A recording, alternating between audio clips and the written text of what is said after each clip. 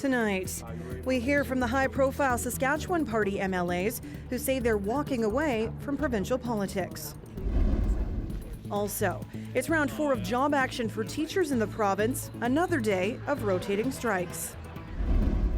Plus, residents in one Regina neighborhood say they're frustrated with the mess left behind by melting snow. This is CBC Saskatchewan News.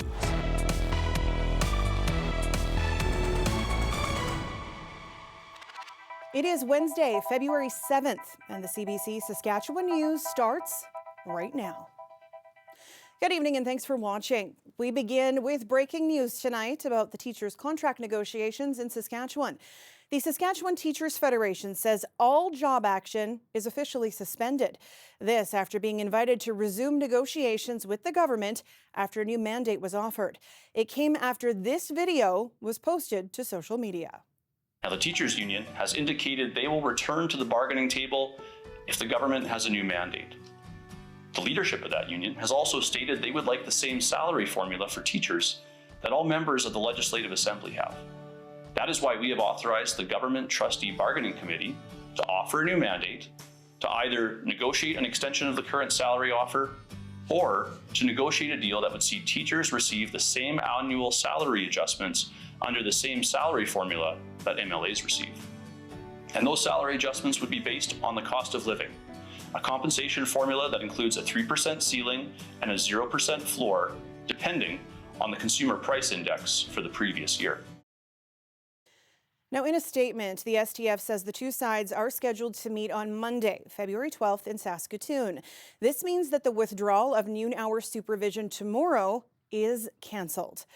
But today, Saskatchewan teachers did continue their rotating strikes. Teachers from Saskatoon and beyond were out in the snow with signs protesting for better working conditions. Dane Patterson has more. More teachers across Saskatchewan, this time in smaller communities like Creighton, Dalmeny, Delisle, and northern communities like La Ronge, are back picketing. It's the 4th round of job action from Saskatchewan Teachers Federation in the past month. Teachers want people to know why they're walking and insist it's not just about salary. And really, that's not the reason we're striking. We're striking because the only thing that the government is willing to negotiate is salary. And so we need them to come and talk to us about all the other things in education that they're lacking. Class complexity and size has been the biggest hurdle and stalling point in negotiations.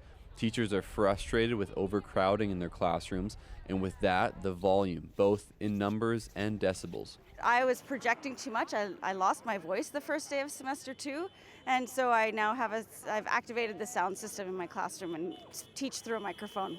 Last week, schools in Moose Jaw, Swift Current, North Battleford, and Prince Albert shuttered for the day as teachers walked off the job. STF President Samantha Beacott says parents are still backing them despite the increased amount of job action. When asked if it's been too inconvenient, Gentil Perret says that's kind of the point. It's not necessarily to piss people off and be like, what the heck, why are the teachers out here? That is what we want, but the reason we want that is for people to think about it, have a bit of attention on it, and allow people to do their own research. He says people should pay attention to what the provincial government is doing, and teachers too.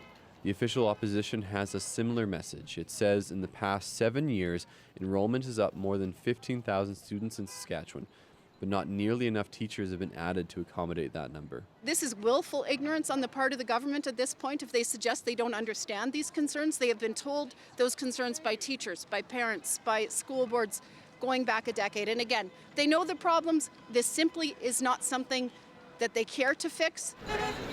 Dane Patterson, CBC News, Saskatoon. Now, in a statement, Saskatchewan Teachers Federation President Samantha Beacott says she is encouraged by the changing course, but that if negotiations do fail, job action will resume. Well, it was quite a dramatic turn in our weather today. Our weather specialist, Ethan Williams, joins me now. Ethan, Where are we at now? Yeah, well, a lot of blue on the map behind me here. We still have a lot of that snowfall making its way through the province, moving through Regina and Saskatoon and into the southeast corner of the province at the moment. We still do have a couple of different weather advisories in place. This is a freezing drizzle advisory that has changed over a bit to rain in western sections of the province, all the way from Meadow Lake down into the Cypress Hills. And in southeastern Saskatchewan, this is a special weather statement for an additional 5 to 10 centimeters that will likely be falling through the evening and through the overnight hours. Keep in mind, we're not seeing the snowfall warning like they are in Manitoba. Now, travel is also not recommended at this time on Highway 1 between Chaplin and Mortlach. This is as of 6 o'clock this evening. And on Highway 2 between Assiniboia and Rock Glen. And if you are in Regina, snow routes have now been declared. Those go into effect for the routes between 6 a.m. tomorrow and 6 a.m. on Friday, Sam. Now, how much longer is this snow going to last? I'll let you know in my full forecast coming up. Thanks, Ethan. You bet. We learned yesterday that 4 high-profile cabinet ministers in the Saskatchewan Party government will not be seeking re-election. Today, the veteran MLA spoke publicly about their decisions. The departures continue a changing of the guard within the governing Sask Party. Adam Hunter has the details. Dustin Duncan, Donna Harpauer, Don McMorris, and Gord Wyant will not run in the next provincial election. The Saskatchewan Party made the announcement on Tuesday. Each say it was time to move on after many years in office. Minister of Finance and Deputy Premier Harpauer has spent 25 years as an MLA. She will leave as the longest-serving cabinet minister in the country. If I can do this, anyone can do this. If you're committed to the province, you love the province the way I do, I have no intentions of leaving the province, and you just truly listen to people and do your best. You will never please everyone. You will never get everything exactly right, but give it your all. Don McMorris was elected with Harpauer back in 1999 and was Premier Brad Wall's first health minister. It's a tough decision. I think every politician goes through it. And number one, you want to have that opportunity to make the decision yourself rather than the constituents make that decision for you. But it was definitely the time. Duncan has held a number of cabinet positions, including health and education. Elected at 26 years old, he's been representing Weyburn for 18 years. He says keeping up the pace with a young family has been tough. This job can be an awfully big sacrifice for especially my wife and our kids, and it just feels like we've been running 90 miles an hour for quite a long time. As for Wyant, he was already acclaimed as a candidate in his Saskatoon constituency in September, but had a change of heart. There's been some speculation he may be a mayoral candidate in the Bridge City. He says that's flattering, but not his focus. I'm very happy with the work that I'm doing as the Minister of Advanced Education, so that's going to be my sole focus. What I do in the future, we're certainly giving some consideration to that and some discussions with my wife. I understand there's a job, but I'm not applying for it. Not yet. The Sask Party's roster will look much different in the upcoming election. The party will be down to at least 18 people who won seats for them last time. 10 have announced they won't seek re-election, including Duncan, Harpauer, McMorris, Wyant, and Don Morgan. 2 people retired last year, Mark Docherty and Lyle Stewart, who was undergoing cancer treatment. 3 MLAs have been forced out, including Greg Lawrence and Ryan Domator, who faced criminal charges. 2 have lost their nominations, including Speaker Randy Weeks. And sadly, Derek Myers passed away from cancer last March. A political studies professor says the turnover isn't a sign of party problems. And so I do look at things like polls, I look at things like media coverage. And what I see in the case of Saskatchewan is a Sask Party that's in a fairly comfortable position. So this doesn't look to me like a case where MP or MLAs or cabinet ministers are leaving a party that's in trouble, and suggests to me that this may be a case where the individuals just saw that there wasn't much more they could do in government and perhaps wanted to move on to other things. The NDP have a much smaller caucus, but will also see some turnover. MLAs Doyle Vermette and Jennifer Bowes have already announced they won't run this year. The next biggest question is when the voters will head to the polls. The announcement by the quartet of cabinet ministers will fuel speculation that Premier Scott Moe could call an election before the October 28th date. But Westlake says there's no reason the governing party should go early. Adam Hunter, CBC News, Regina. The melting snow of the last few weeks has revealed an immense amount of garbage laying around Regina streets. But residents in one neighborhood say they've been dealing with this for years. Tyreek Reed explains. This alley is obviously quite full of garbage. You see basically household items, food. Leah O'Malley has lived in Regina's North Central neighborhood for 14 years. Over that time, she's watched garbage become a major issue, often piling in alleyways and yards of empty homes. She says community members have been forced to step in. I think that one of the biggest problems is that the community members often end up having to deal with it themselves. There's a myriad of different problems that contribute to this issue. And so I think there's a lot of complaints that come out of that. O'Malley says the homelessness crisis has made this worse because some people go through garbage bins and leave behind a bigger mess. But other North Central residents tell me that people from other neighborhoods are dumping garbage here too. Everyone who's lived in Regina for any amount of years or who's from here knows that happens because of the problem that already exists here. So someone thinks I'll dump something and nobody's going to notice. I think that is just a reflection of that general attitude that we get in North Central. I think it's disappointing. I feel like personally it's quite lazy. The city of Regina says it responds to up to 600 cases of illegal dumping per year. Those who violate the bylaw can be fined up to $2,000. But Ward 3 Councillor Andrew Stevens says more needs to be done. What we need is more money for annual, year-round alley sweeps and pickup of this kind of material. That's a serious problem in particular neighborhoods. We just have to focus our resources on it. Residents say that would be a start, but also say the city needs to address systemic issues like homelessness to help literally clean up the community in a meaningful way. Tariq Reed, CBC News, Regina. Well, the landscape sure has changed a lot today as snow comes down across the province. Downtown Moose Jaw started seeing snowfall earlier today, along with much of southern Saskatchewan. Ethan will have more on what's coming in his forecast after the break. Stay with us.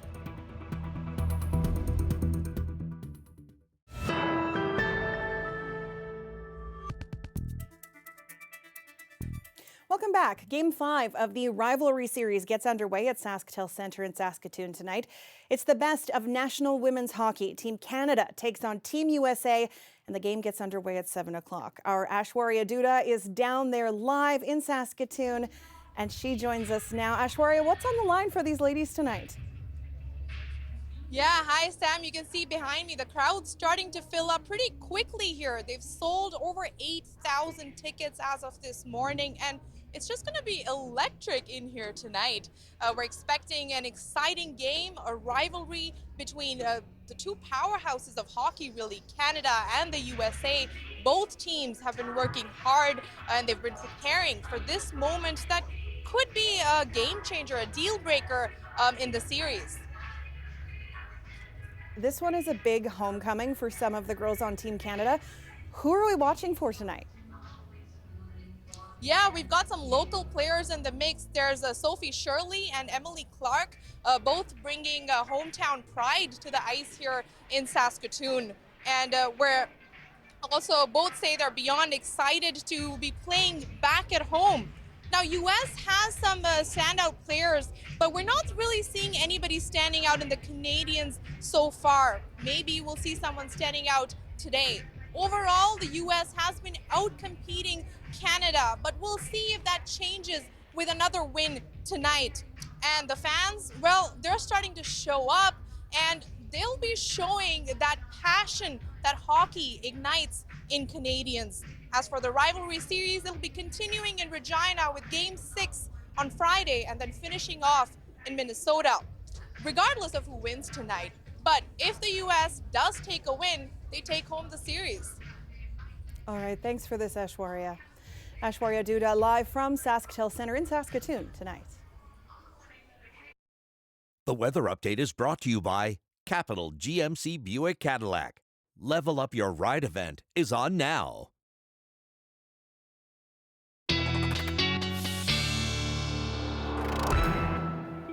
Our weather specialist Ethan Williams joins me now. You know what? They got a winter hockey forecast in Saskatoon for the rivalry series. Yeah, perfect. Came just in time for this event. Couldn't feel more like winter out there. Well, maybe if the snow is a bit more light and fluffy. It's pretty slushy snow, and that's because our temperatures, of course, so warm, especially in south and central Saskatchewan, sitting at near freezing the further south you are.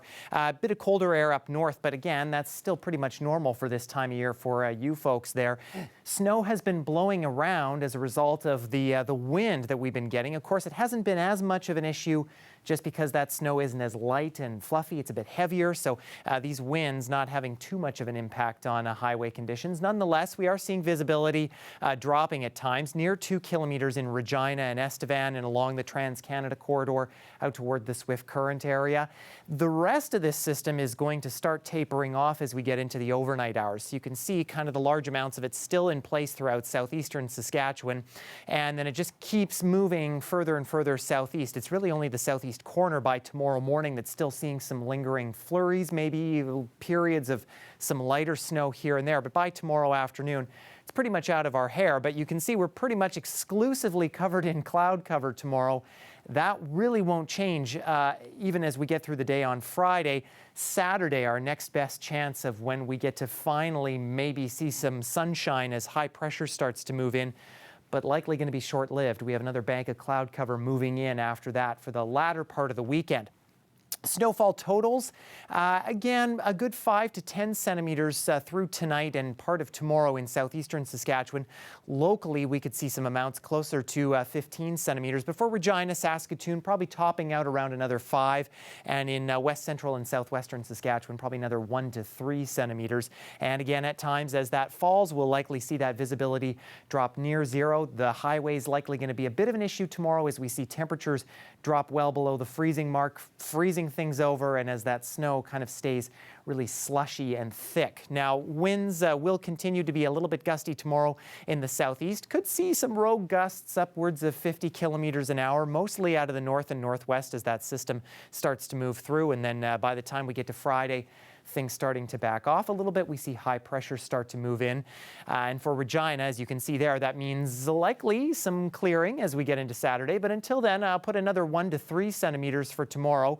Just cloud cover on Friday. But you see our temperatures staying well above seasonal as we head into the weekend. And beginning of next week, that's when we start to drop a little bit, but still staying very nice for this time of year. For Saskatoon, mostly for you, I think snow will be done tomorrow. I've just put a chance of some flurries or maybe a couple of periods of very light snow in there. A little more snow in your forecast, I think. As we start to head into next week, there could be a few more rounds of that, but not a whole lot of accumulation expected as of now, as temperatures remain fairly warm. So in the meantime, we'll try our best to navigate all that slush out there, Sam. All right. Thanks, Ethan. You bet.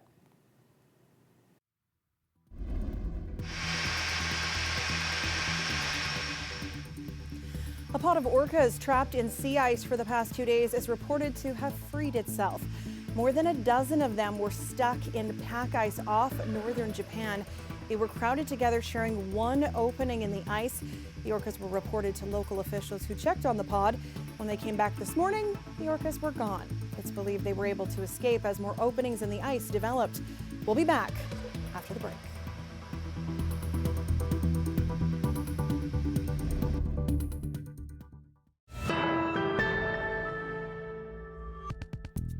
Welcome back. In Alberta today, hundreds of students walked out of class to protest that government's proposed gender policies. The sweeping changes were announced by Premier Danielle Smith last week.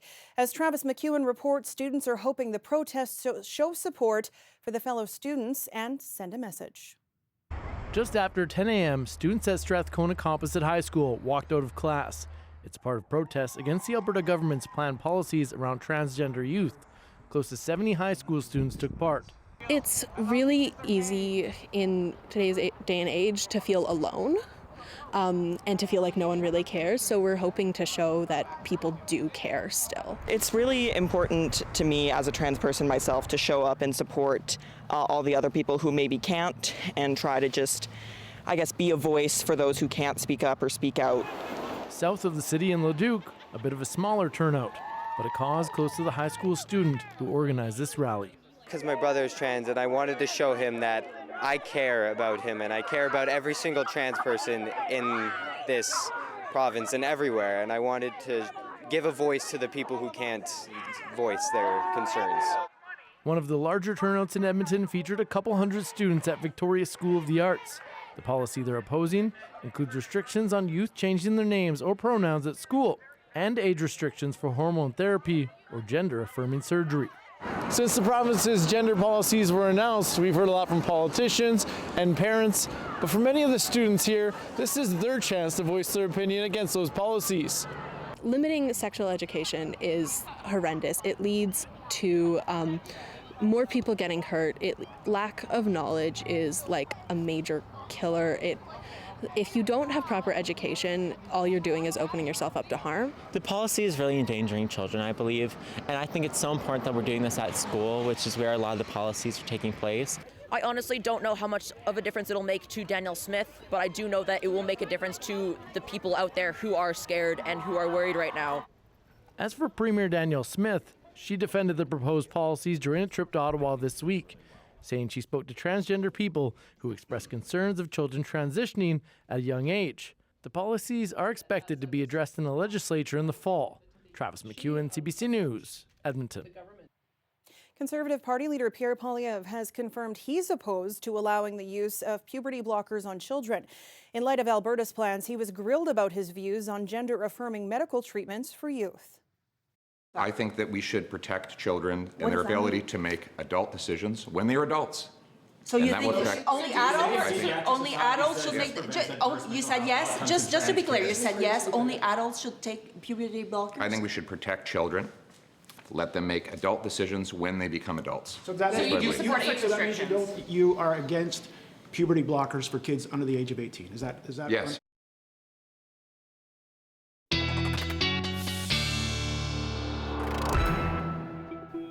And Mr. Ethan is back with one last look at your weather. I'm going to guess a little bit more snow. Yeah, we got a little bit more to go. Not a whole lot. In Regina, a few more centimeters by the time we get to midnight probably. Temperature around -3, so likely still going to be a little bit slushy and wet at times. And those northeast gusts, a little bit breezy here and there, and they'll continue a little bit into tomorrow as well. I think we're just looking at flurries by 8 a.m.